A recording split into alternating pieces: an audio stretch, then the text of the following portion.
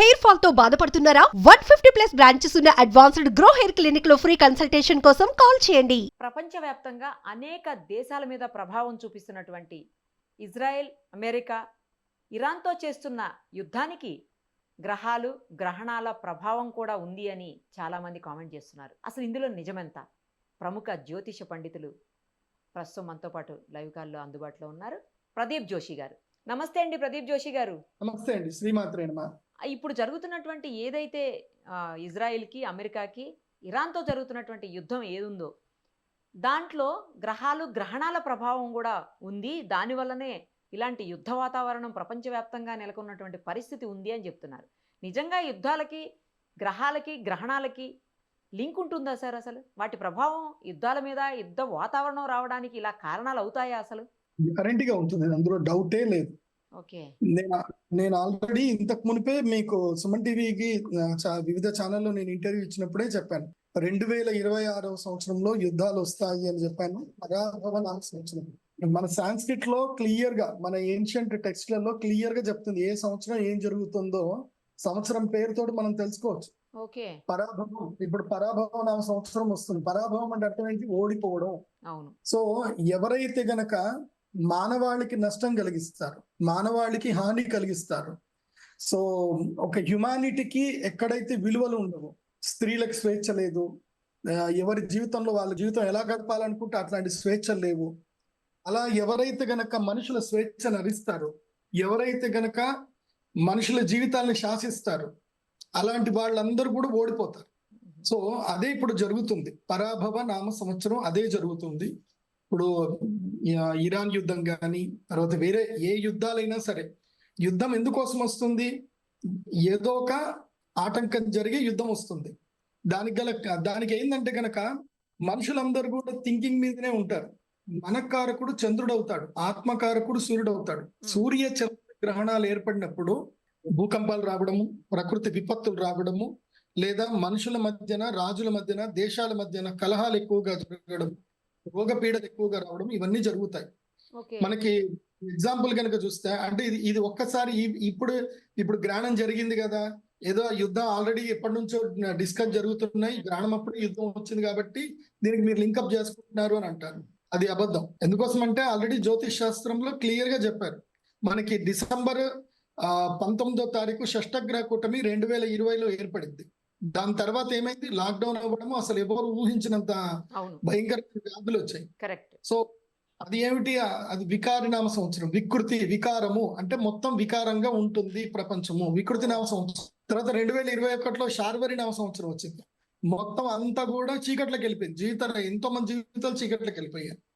So తర్వాత అందరూ jump చేశారు, అక్కడ నుంచి ఆ బాధల నుంచి బయటపడ్డారు. శుభకృతి నామ సంవత్సరం మంచి జరిగింది. విశ్వావసు, అది కూడా కొంచెం మంచి జరిగింది. కాకపోతే ప్రకృతి విపత్తులు ఏర్పడ్డాయి. ఎందుకోసం అంటే పోయిన సంవత్సరం కూడా మనం ఆల్రెడీ షష్టగ్రహ కూటమి జరిగింది, పంచగ్రహ కూటమి జరిగిందని మనం డిస్కస్ చేసాం. విజయవాడలో విపత్తు వచ్చినా కానీ, కేదార్నాథ్ లో విపత్తులు వచ్చాయి. ఇప్పుడు కూడా అదే జరుగుతుంది. ఫల్గుణ మాసంలో ఫల్గుణుడు అంటే ఎవరు? అర్జునుడు దేనికి? అర్జునుడు చెప్పగానే మనకి ఏం గుర్తుకొస్తుంది? యుద్ధం గుర్తొస్తుంది. భారత యుద్ధమే గుర్తుకొస్తుంది.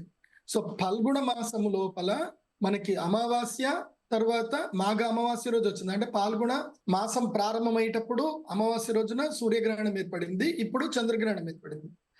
ఈ యొక్క యుద్ధము ఇంకా 15-20 రోజులు ఉంటుంది. నేను ఆల్రెడీ ఈ గ్రహణాల కారణం చేతనే యుద్ధాలు వస్తున్నాయి. మళ్ళీ ఆగస్ట్ లో కూడా గ్రహణం ఉంది. అవును, ఆషాఢ మాసంలో గ్రహణం ఉంది. ఆ గ్రహణం కూడా మళ్ళీ తీవ్రమైన ఇబ్బందులు వస్తాయి. మళ్ళీ యుద్ధం కూడా మొదలవుతుంది.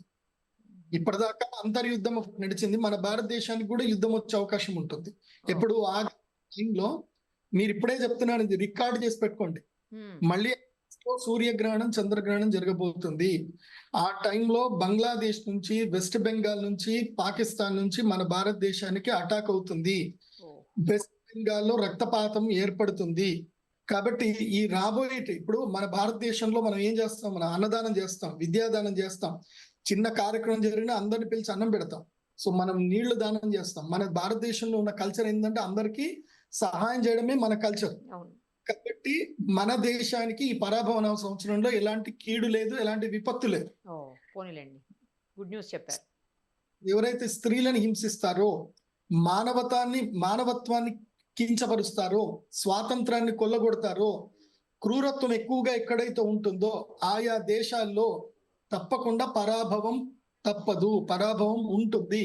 ఓకే. ఎందుకు మనుషుల యొక్క స్వేచ్ఛని, ఎందుకోసం అంటే మనిషి స్వేచ్ఛగా బతకాలి, అందరికీ స్వేచ్ఛ ఉంటుంది. Correct correct. ఆ స్వేచ్ఛను ఎప్పుడైతే హరిస్తారో అలాంటి సమయంలో ఇలాంటి విపత్తులు వస్తాయి. అయితే న్యాచురల్ కెలామిటీస్ వస్తాయి, భూకంపాలు వస్తాయి, వరదలు వస్తాయి, లేకపోతే కరువు ఏర్పడుతుంది, లేకపోతే రోగాలు వస్తాయి, లేకపోతే ఇలాంటి యుద్ధాలు వస్తాయి. కాబట్టి యుద్ధాలు వస్తున్నాయి. కాబట్టి దీని గురించి ఎవరు కంగారు పడకండి. కానీ ఎవరైతే నేను అరబ్ కంట్రీస్ లో ఉండేటువంటి మన తెలుగు వాళ్ళకి చెప్తున్నాను, సాధ్యమైనంత తొందరగా మీరు వచ్చేసేయండి. ఎందుకోసం అంటే ఇది వరల్డ్ వార్ కి కూడా దారి తీసే అవకాశం ఉంటుంది. ఇది ఆగదు. ఇది ఎందుకోసం అంటే ఇది నేను చెప్పకూడదు, అలాంటి స్టేట్మెంట్స్ ఇవ్వకూడదు, కానీ ప్రపంచంలో అందరూ అంటున్నారు ఇది ఒక ఉగ్రవాదం మీద, తీవ్రవాదం మీద జరుగుతున్న యుద్ధము అని చెప్పి ట్రంప్ చెప్తున్నాడు. సో అదే గనక వాస్తవం అయితే గనక ఇది పెద్ద యుద్ధమే అవుతుంది. ఎందుకోసం అంటే ఇప్పుడు ఇవాళ నేను పుతిన్ గారిది కూడా ఎక్స్ లో స్టేట్మెంట్ చూశాను. పుతిన్ గారు కూడా ఇరాన్ ని బ్యాకప్ చేసుకొని వస్తున్నారు, చైనా కూడా ఇరాన్ ని బ్యాకప్ చేసుకుంటూ వస్తుంది. So if China and Iraq backup చేసుకొని వచ్చాయి అని అంటే, సో మళ్ళీ ఇటు అమెరికాకి, భారత్, ఇజ్రాయెల్ కి ఎట్లాగా భారత్ సపోర్ట్ చేస్తుంది. సో ఇట్లా మెయిన్ పెద్ద పెద్ద కంట్రీస్ ఉన్న ఈ 6 కంట్రీస్ గనక సపోజిట్ అయిపోతే గనక ఇది వరల్డ్ వార్ కిందకి దారి తీస్తుంది. కాబట్టి ఇది వరల్డ్ వార్ కింద కూడా దారి తీసే అవకాశం ఉంటుంది. కాబట్టి నేను తెలంగాణ వాసులకి, ఆంధ్ర వాసులకి, ముఖ్యంగా భారతీయులకు అందరికి కూడా చెప్తుంది ఏంటంటే, ఇకపై పరాయి దేశాలకు వెళ్ళడం మానండి. కువైత్, వేరే ఎడారి దేశాలకు వెళ్ళకండి. అక్కడ కష్టాలు పడి, బాధలు పడి, భార్య పిల్లల్ని దూరం చేసుకొని ఎందుకండి ఈ జీవితం, బతికే జీవితమే కొన్నాళ్ళు బతుకుతాము. హ్యాపీగా ఉన్నంతలో సంపాదించుకొని కారమన్నమో ఏదో తిని భార్య పిల్లలతో హ్యాపీగా ఉండక అక్కడెక్కడో వెళ్ళిపోయి ఎడారి దేశంలో డబ్బు సంపాదించి ఏం చేస్తారు? ఏముంటది చెప్పండి? సుఖపడను, అనుభవించని డబ్బు నీకు నిరర్థకం. కరెక్ట్ చెప్పారు సార్. అవును. పిల్లలతో లేకుండా, పిల్లల్ని దగ్గర లేకుండా, భార్య దగ్గర లేకుండా, దూరం ఉండి వీడియో కాల్ మాట్లాడుకొని ఏమా బతుకులు అవన్నీ కూడా. కాబట్టి నేను కువైత్, విదేశాల్లో ఉండే తెలుగు వాళ్ళందరికీ, భారతీయులందరికీ చెప్తున్నాను, చక్కగా రండి, భారతదేశంలో వ్యవసాయం చేసుకోండి. రాబోయే కాలంలో భారతదేశం సుసంపన్నం అవుతుంది, భారతదేశంలో వ్యవసాయం వికసిస్తుంది. ప్రపంచ దేశాలన్నిటికీ అన్నం పెట్టేది భారతదేశమే. దానికి యుద్ధం శ్రీకారం అవుతుంది. ఈ యుద్ధం తోటి ప్రపంచం మొత్తం కూడా భారతదేశం యొక్క గొప్పతనం తెలుస్తుంది. ఎందుకోసం అంటే మనం ఎన్నడూ కూడా ఎవరి మీద వాంటెడ్లీ యుద్ధానికి వెళ్ళలేం. ఇబ్బంది పెడితే తప్ప మనం యుద్ధం చేసాం తప్ప మన మీద దాడి చేయలేదు. సో భారతదేశం అన్నం పెట్టే దేశం. కాబట్టి భారతీయులు ఎక్కడున్నా తిరిగి వచ్చేసేయండి. టైం దొరికింది అని అంటే వచ్చేసేయండి. ఎందుకోసం అంటే రాబోయే కాలంలో ఈ యుద్ధం కంటిన్యూ అవుతుంది. మోస్ట్లీ ఆగస్టు ఏదైతే గ్రహణం వచ్చేంత వరకు ఈ యుద్ధం కంటిన్యూ అవుతుంది. అడపా దడప యుద్ధం జరుగుతుంది. అంతర్యుద్ధాలు ఏర్పడతాయి. ఇరాన్ ఒకటే ఉంది, ఇప్పుడు ఇరాన్ తోటి ఇరాక్ కూడా కలుస్తుంది. రేపు వేరే దేశాలు కూడా కలుస్తాయి ఇంకా. సో మిజైల్స్ పంపించుకోవడం, ఇంటర్నల్ డీల్ చేయడం జరుగుతుంది. అది కూడా చూసుకోండి. ఇది యుద్ధం అయితే వస్తుంది. Thank you sir. Thank you so much.